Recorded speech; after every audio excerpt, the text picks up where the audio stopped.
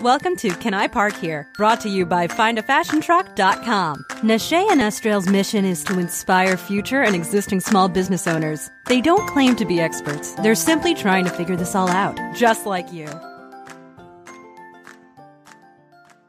Hello, and welcome to another episode of the Can I Park Here podcast, found on StartAFashionTruck.com. My name is Nashay, and I'm here with Estrell.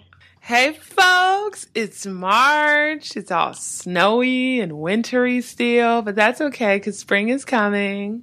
You're such a lame. Anywho, just ignore Estrell. She's a party pooper.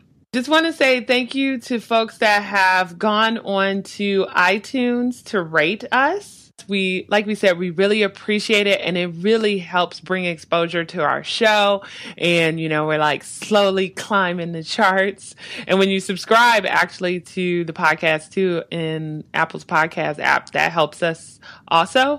And we're up to 54 reviews. And actually, last week's guest, Ann Foley Collins, gave us a little shout out, and I just want to read it because she's so fabulous.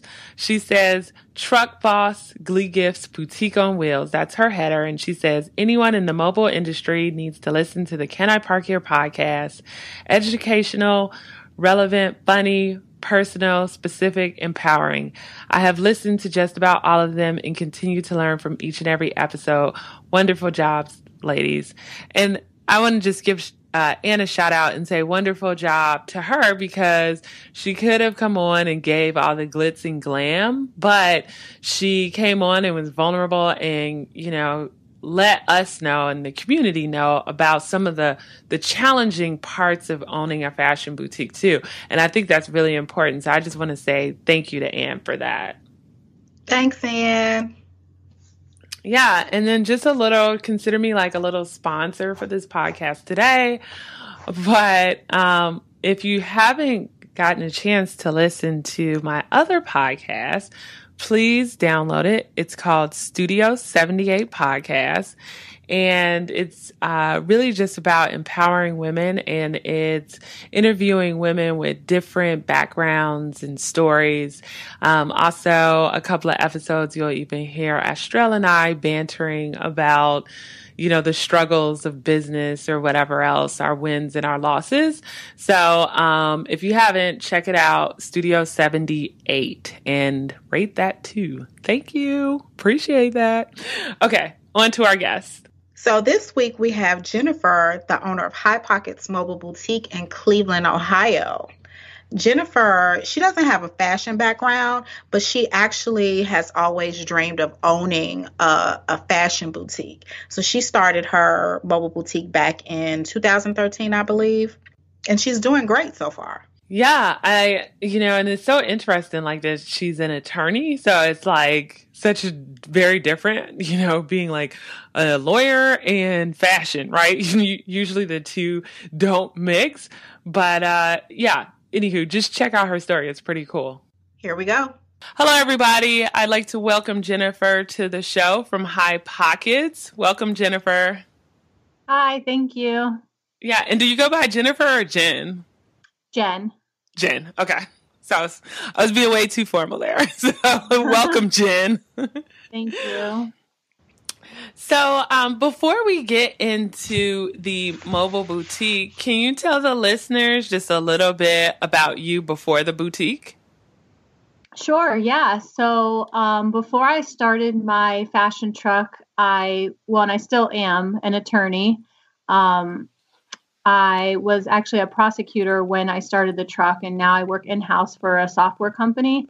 Oh, so cool. I didn't have a fashion background or anything like that, but my undergrad degree was in marketing. So I kind of had that experience. And I used to work for a liquor company. So I used to work for Brown-Forman, which owns Jack Daniels. So I had some experience with branding and stuff like that, but nothing in the fashion world. Wow. So that going from an attorney to a mobile boutique owner, that's a big change. Yeah, it still is a change for me. Well, so I still have my, I guess, real job, which not to say that owning a fashion truck isn't a real job, because anyone out there, you guys know it's definitely a job in itself. But I actually tried to make the switch, and I put in my resignation with my company earlier this year. And when I went in, the one owner was like, my answer is no. And I said, no, what? And he said, no, you can't leave. So they basically said, we want you to stay on, so kind of make your own hours, and just they supported me, which has been really great. But yeah, it's been great. But at the same time, it's kind of like I had worked up the courage to do it, and now it's like I've got one foot there and one foot here, and so it's hard to do both. But someday, we'll see if I can just concentrate solely on the truck. But for now, it's both things still. Now, what made you want to get into fashion?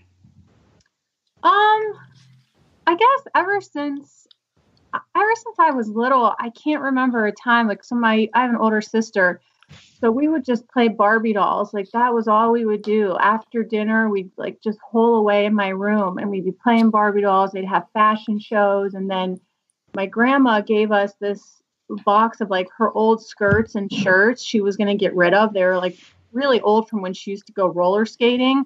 So my sister and I would make Barbie doll clothes. So we'd make clothes out of these old things from my grandma. And I just always liked clothes. I always liked shopping and looking for the perfect outfit and stuff for, bargains and everything like that. So I always knew in the back of my head someday I wanted to open a store. But for me, it was never something I thought I could pursue as a career. I always thought, I needed to do something else. And then it just came to the point where I was actually in Baltimore visiting a friend from law school, and we saw, this was like in 2013, and we saw fashion trucks. And I live in Cleveland, Ohio, and there weren't any around here. There was just maybe some food trucks.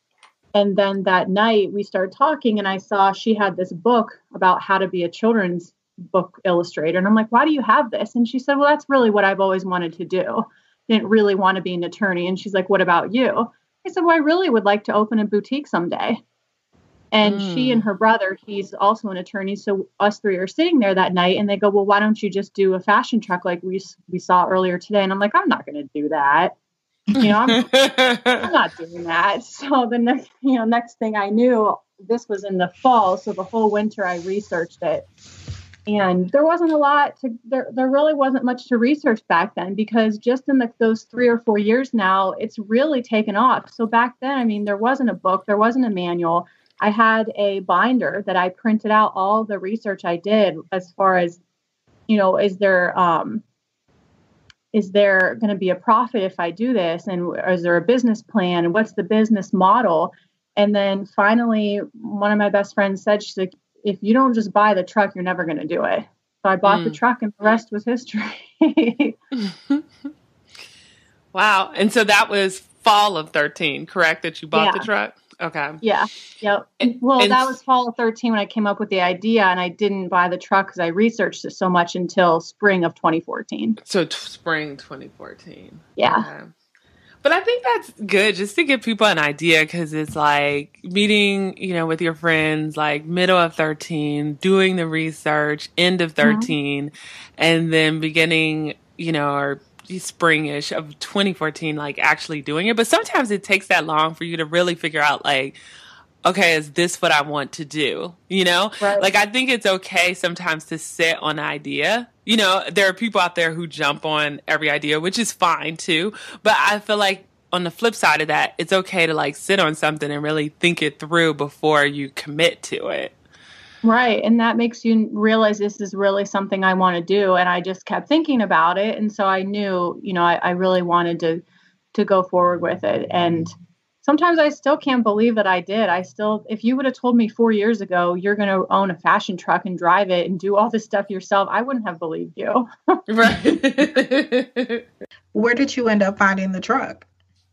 I got it on Craigslist. I looked everywhere I could think of. Like I had friends who would send me different postings on, I think, is it autotrader.com? I mean, there was so many different people would tell me, oh, what about this or that? But I knew I knew I wanted a step band. So I knew already like exactly what I was looking for. So, I looked in different, because I live in Cleveland, so Michigan, so a couple of states aren't too far. Michigan's not far, Pennsylvania's not far. So I looked in those different states, but I actually ended up, the first one I went out to look at, I bought. And I probably shouldn't have. And that's probably some advice I would give is you probably shouldn't buy the first truck. I mean, unless it's good, that's right. great. But I think I sort of bought a lemon. Yeah, so I bought it and then I took it to my mechanic, and $5,000 later, he pretty much fixed everything. So if I had known, from the get-go that it needed that much work, I would have spent more money up front instead of spending it in the repairs. But so far, knock on wood, it's been okay. So, and what would you say was your total investment with starting the truck from the beginning, from the purchase, the repairs, buying merchandise, the wrap? I would say around 20,000. I would definitely around 20,000. I'm not even going to lie. At one point I stopped keeping track because I was just like, you have this idea of what you're going to spend and you're going to go over. And I had a lot of setbacks. So when I bought the truck, it was painted and I took it I did a lot of research on places if I should get it wrapped or if I should get it painted. And when it was all said and done, it pretty much came in like the same price. But a lot of the companies would come out to where I parked the truck and they would estimate it for me. And a couple companies, they called me and they said, you have to get this sandblasted before we can wrap it because somebody painted this with household paint. Paint that we used on it. Yeah. So they were trying to get around the cheapest way to do it, this company, and paint it with household paint. And so I'm like, okay, well, where do I find someone to sandblast it? I mean, you don't just open the phone book anymore and find the sand, Right. So I'm calling, and I'm working I'm still working full time. So I'm trying to figure all this out during my lunch break and everything else. And who sandblast? So I found someone for around here to do it for $3,000. So wow. $3,000 later, and then I had to get it primed because, for the wrap to stick, it needed to be primed. So then he couldn't do the prime. So it was kind of a mess that I found out at that point. And then I had my appointment to get it wrapped and it broke down on the way there. Oh, and this was after the repairs? Yeah. Oh, yeah. Mm-hmm. Oh, yeah. Wow. Yeah, this was after the repairs and it broke down and I was just like, all right, maybe this just isn't meant to be, what my mom, my parents, my mom and my dad were very encouraging. And like I mentioned, my older sister once, they encouraged me, don't give up. You've come this far, you want to do this. And sometimes you need those people to remind you of what it is, that you set out to do in the first place, because sometimes it does get so hard with the setbacks that you don't know are going to happen. It's not like when you open a storefront, you have four walls and a front door. This is moving, this is completely different and things do break down, which luckily, knock on wood, like I said, since that first time on the way to get it wrapped, it has not had issues. So. Okay. Wow.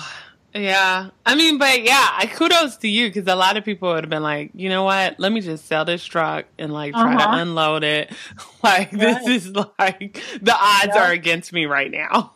Yeah, it's true. But you keep going. And I think I read a story where some girl's hers caught on fire or something. I mean, so I've seen I remember that. Yeah. Yeah. So there's been other people who have had, worse stories, and it's you read those and it gives you inspiration. And I listened to your guys' podcast. That's how when I found out about you guys, and I would listen, I'd be able to, empathize with everyone. Like, oh yeah, I know exactly how that feels. So thank you guys for being really one of the only sources of kind of information out there, or other girls women who have gone through this, because there really isn't a lot right now. For that. So what type of merchandise do you sell? What style of clothing do you stock? So I would say, as I'm actually sitting here in my dining room I have boxes because I just did a pop-up shop for Christmas. So I have a bunch of inventory that I hadn't even come in yet. But as I'm sitting here looking at, I would say like kind of preppy, trendy. But I love everything girly. So I love if it has like a certain, like a bow or a piece of lace somewhere, or different buttons up the sleeve, or a collar that's like Peter Pan, just something that sticks out a little bit that you wouldn't necessarily find anywhere else. Mm-hmm. So, and I mostly stick with, I've seen that it's easiest to sell tops and dresses. And then over the holidays, it was really the blanket scarves. I sold so many blanket scarves and hats and mittens and gloves. Those are really big things that I sold at my pop-up shop. So I definitely have learned, like, my customers, it's hard to sell pants and shorts and even skirts to some extent.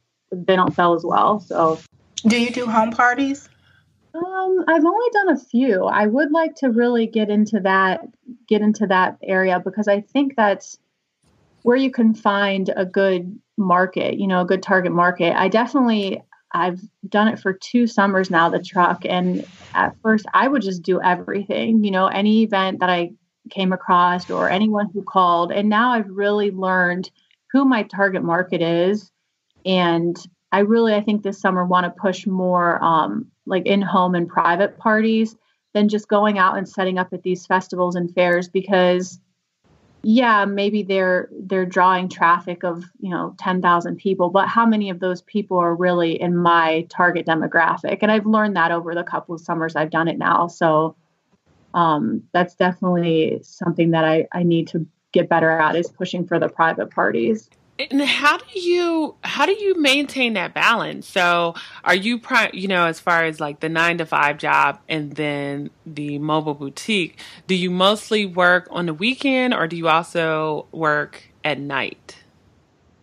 In the summer, I definitely was doing weekends, nights, and I'm not even going to lie, I think I got burnt out. I mean, It's hard. It's hard to do it all. And so it's obviously kind of cold here now, so it's more so the off season. So the last thing I did was, I mentioned I did a pop-up shop for the Christmas, for the holidays. There's an outdoor shopping mall near where I live, which conveniently is across the street from my office, my work office. So the store was open for 16 days, and I had a couple of friends work for me a few of the days, but I worked the store for myself for most of the other days. And it is a lot. And so that is something that I do struggle with, is trying to figure out a way that all my free time isn't spent working. Right. one job or the other. So like I said, this summer, I really think I have a better handle on what events to do and what not, and how to maximize my time, because sometimes going to those festivals or community events or whatever, and setting up for 8 or 9 hours, they're not always worth it. Whereas you can do a private party, or for the holidays, I did a couple of country clubs where it was like women's holiday boutiques, and you can set up for 2 hours and you can kill it, because they're there to shop. It's Christmas and you can do so well.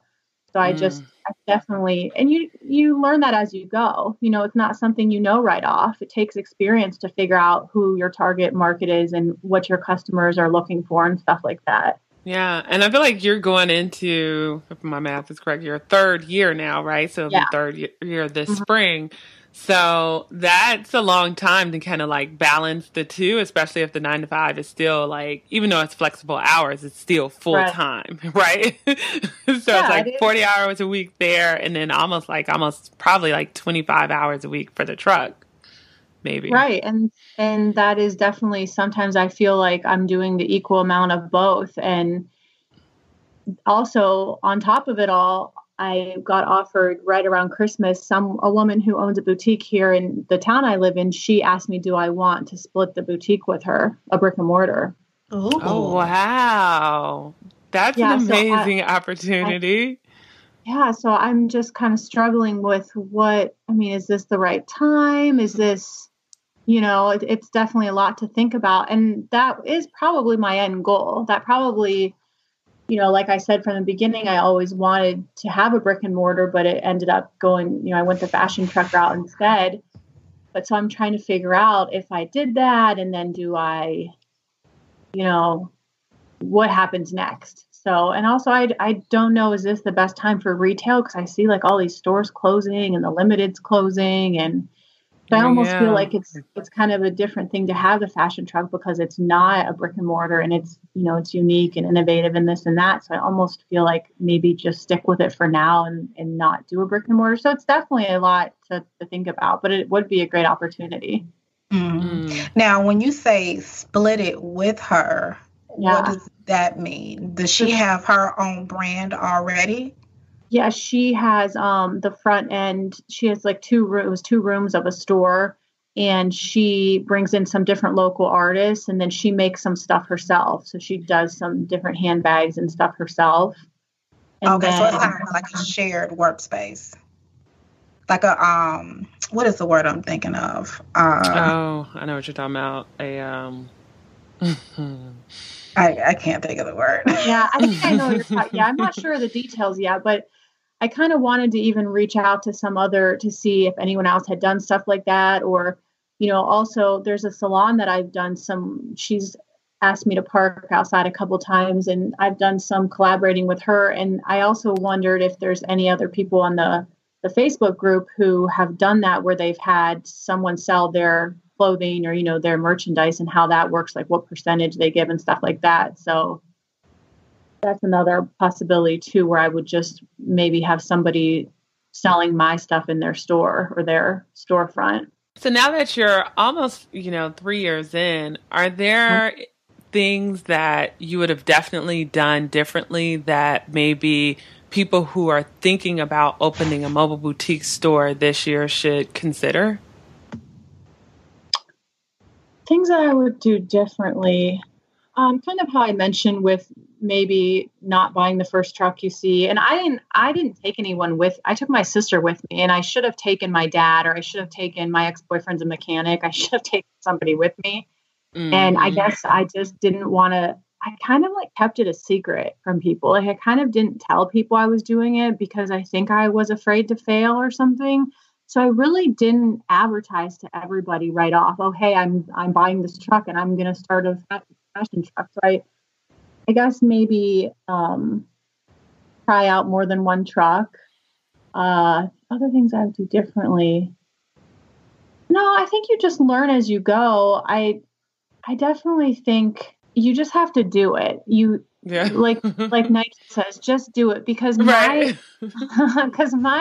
of my big, I don't know if it's a downfall, but I tend to be a perfectionist. And so I would just harp on everything and fret about, well, how's the bags going to look? Well, what's this going to look like? And it gets to the point where you have to just open the doors and start selling, because you could, forever try to make your truck perfect and find the perfect merchandise, but you've got to just start selling and learn that way. And the perfectionism you can keep working towards that. You can work towards that through your customer service and through everything else, but you can't keep comparing. Like that's another thing too. You can't keep comparing every truck you see. And like I said, there weren't any around here, but you can go on Pinterest and this and that, and you have to just develop your own style and everything, and not worry about, well, this truck has this and that truck has that, and it'll just come. Everything will come to you. But I definitely would say just do it. And then one thing that I've learned, this isn't something I would do differently, but maybe I would do it sooner, is you're your biggest advocate. You're your biggest promoter. So, advertise for yourself, help yourself out, wear the clothes on your truck. Yeah. If you don't believe in it, who does? If you can't believe in it, it's your dream, and you handpick all that stuff. And if you're not willing to wear it and show, that you have confidence in it, then who's going to? So I know when I first would start posting stuff on Instagram, I actually am on Shopteeks, which that's a whole nother issue. We're going to get into that when you're done. Yeah, I actually would abide by their rules sometimes, and they're like, "Oh, you need to crop it whatever the picture is, you should crop it at the chin or the lip down. Like you shouldn't put the person's face in it. So I would post pictures on Instagram and I would do that. 'Cause I'm like, oh, I'm just showcasing the merchandise. You don't need to see who this is. Well, this past summer, for the first time, I posted a picture of me and one of my best friends wearing two of the dresses on the truck. And I got more likes than I ever had. I got more people commenting. So people want to see you. People want to see what it looks like that you're wearing your stuff and that, you actually do exist and you're not a ghost or something. So, I mean, I think people they relate to another human. And so I try to have my friends who model for me, and then, we'll take pictures of each other. I try to put people in pictures now because I think that does definitely boost your marketing and that kind of thing. Yeah, I completely agree. It's something weird to me about like the face cut off of pictures. I mean, I get why some stores are doing it, but there's just something creepy to me. It's like, I don't know. It's like I don't know. Yeah, and I get it too because they don't want you to say, "Oh, she's blonde and has blue eyes and she's wearing that, so it won't look that good on me," or whatever, right. Or she's so short and this and that. But I think in the end, people like I said, people relate better when they can actually see you and they know that you're real. And oh wow, her and her friends are having fun and they're dressed in these clothes, and that's silly as it sounds, like that really has worked for me. So you mentioned Shoptiques. Now that's who you use for your website, correct? Correct. Now, how do you like them? I mean, I just feel like I wish I would have had some better guidance. Customer service isn't that great? Well, they have a lot of rules on how you can post your pictures. So when I first joined, you had to have, I think it was like a white background. It has to be a model modeling it. It has to be a certain resolution. There's just for a lot of stipulations. So the easiest thing to do was just send them your clothing and they would take the pictures, but then they take a bigger cut when they do that. Really? Yeah. So they take a bigger cut of anything they sell. That was their picture. So then they changed it and you could tag your Instagram and then that would go on your feed or on your stuff for what you were selling, your inventory. But then that would never work. So you'd put all these tags on your Instagram and I would still be emailing them like, hello, this isn't showing up. So then just recently they changed it. So they'll accept any picture that you send, but it's only going to show on your individual page. So you can't just go on Shoptiques and like look for a burgundy skirt and mine will come up. You have to actually go to my page because I didn't meet their guidelines for their picture. I mean, it's a little confusing, a little convoluted. And I kind of, sometimes think maybe I shouldn't have done it. Maybe I don't put enough time and effort into it, but I definitely would, if you're out there and you're thinking of doing it, just do a lot of research, reach out to other people in your area who are doing it and make sure that that's the best decision for you before you sign up, because it's not cheap either. It's not free. Yeah. Now, do they have an app that goes along? No. So when I'm actually in the truck, I go through PNC Bank. So my bank gave me the app. So that's the other thing. You have to double keep track. If you're selling stuff in the truck, you got to make sure that you lower the inventory level on Shoptiques things. So sometimes it's a mess because, you have to make sure updating it simultaneously. And it's really not the most ideal. So anyone out there, if you want to do Shoptiques, maybe you should just email me first. I mean, we've had conversations on the podcast before about Shoptiques, and there have been conversations in a private Facebook group.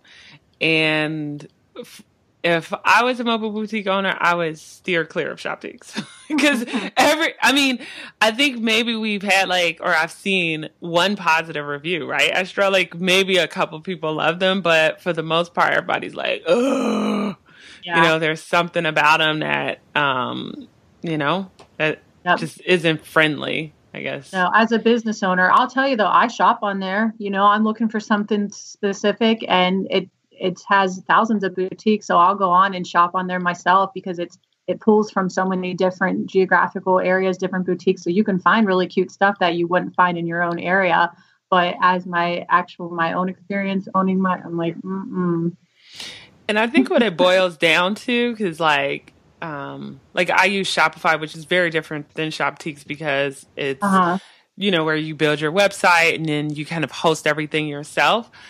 But what I like about Shopify is their customer service is amazing. If you have anything wrong, you email them and they email you back within hours. I think Shoptiques has like a customer service problem. So the platform is probably really good, but they're just not helpful. Right. Yeah, they definitely takes them at least 24 hours to get back to me usually. So, I think about when I'm going to change or what I would change to. And I definitely see a lot about Shopify. So that's the one I'll have to keep in mind. Yeah. I mean, I feel like we need them to be like a sponsor for this podcast. Because we're always giving free plugs. I know, right? I'm like, we need a cut. But, I think that speaks a lot for their company because there's even ladies in the Facebook group who also kind of vouch for them too. So when you have good customer service and a good product, people will like promote you for free. But I wanted to ask you, because I think this is a good point for new business owners to know too. Like, how long did it take you before you considered yourself profitable? Well, I've still never paid myself. So you're still kind of in that like weird phase. Yeah. Yeah. I mean, I guess I could pay myself, but I just put all my money right back into the business, So I guess I probably could have been profitable a lot sooner, but I would rather, like, my mom and I take trips to markets. So I've gone to all, the bigger markets, and I just would rather put money back into my inventory and paying, off my expenses for the truck and stuff. So yeah, I really haven't paid myself yet. I mean, but that's like something good, right, for people to consider too, because probably you haven't had to necessarily pay yourself because you still have like a 9 to 5, right? Right. And if I had gone through and actually did quit my job, I would have had to make sure I was turning more of a profit, so to speak, because I have bills to pay. But since I know I kind of still have a crutch because I have, a job still, I don't really have